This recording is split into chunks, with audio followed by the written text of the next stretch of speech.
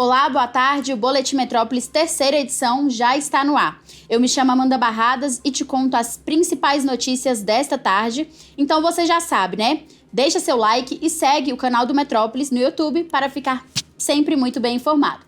Vamos lá?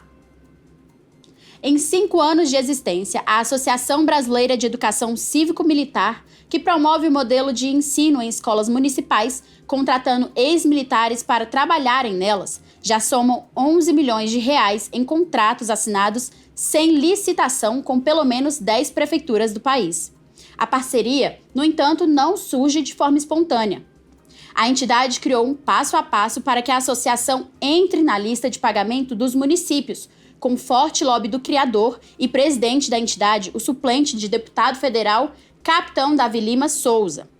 Receita essa que é divulgada no próprio site da associação. E como isso funciona? Segundo descrito na página, tudo começa com uma reunião com o gestor para convencê-lo a encaminhar um projeto de lei que institui o modelo. Depois, deve acontecer uma audiência pública com a comunidade para que essa ideia seja aprovada.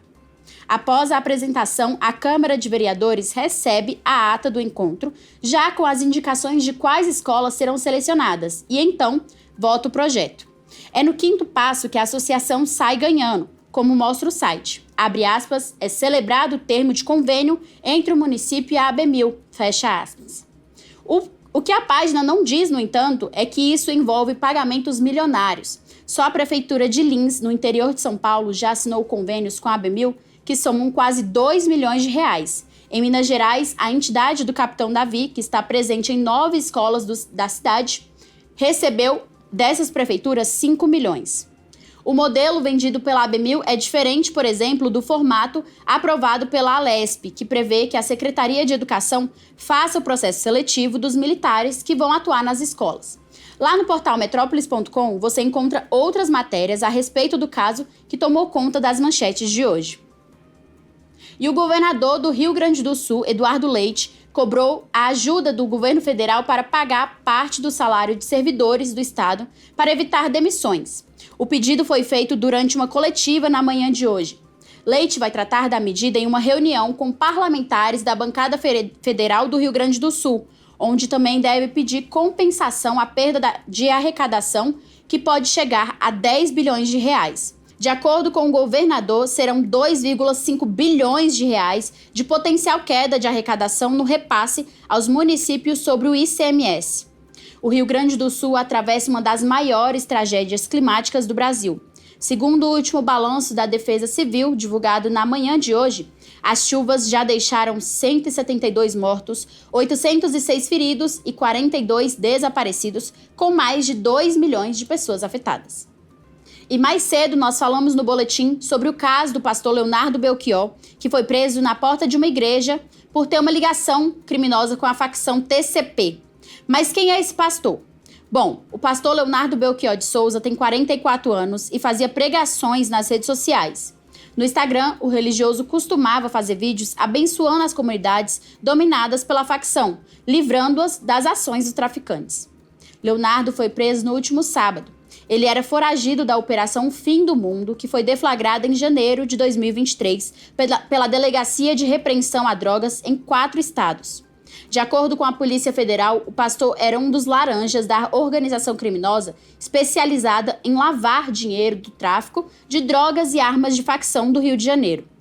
A PF prendeu a família inteira do pastor. Os policiais federais descobriram, inclusive, que o sobrinho de Leonardo, identificado como Renato Castro, era um do líder do esquema.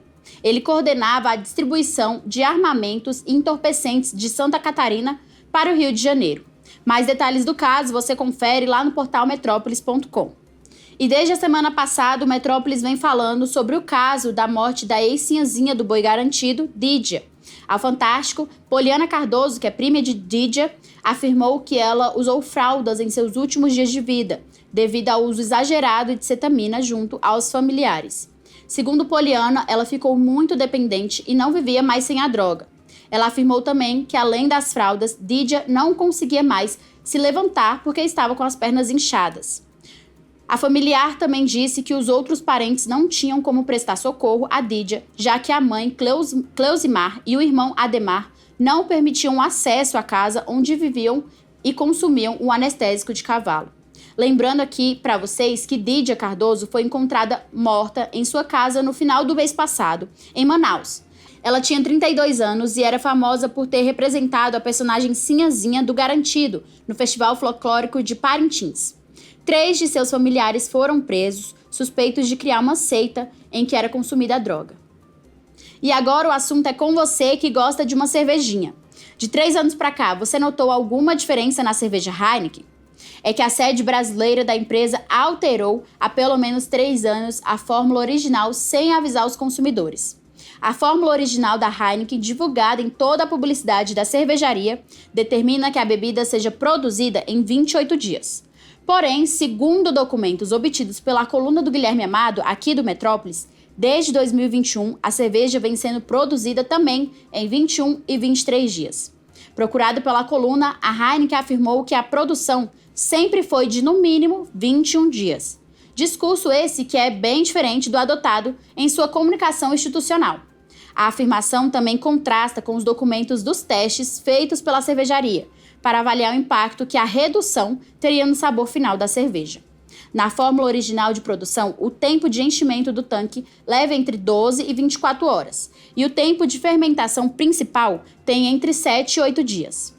Funcionários que trabalharam na empresa, ouvidos pela coluna sobre a condição de anonimato, afirmaram que a série de testes para a mudança da formulação começou há pelo menos 3 anos, com o objetivo de suprir a demanda por cerveja no país. Inicialmente, houve uma diminuição de 5 dias na produção, de 28 para 23. Depois, a Heineken começou a ser produzida em 21, 7 a menos da fórmula original. Em seu site, a Heineken afirma que a cerveja é produzida da mesma forma desde 1873, quando foi fabricada pela primeira vez.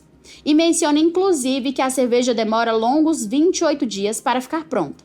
Lá no portal metrópolis.com você encontra a matéria completa com todos os detalhes dessa mudança. O Boletim 3 fica por aqui, mas você continua muito bem informado acessando todas as nossas redes sociais e o nosso portal metrópolis.com.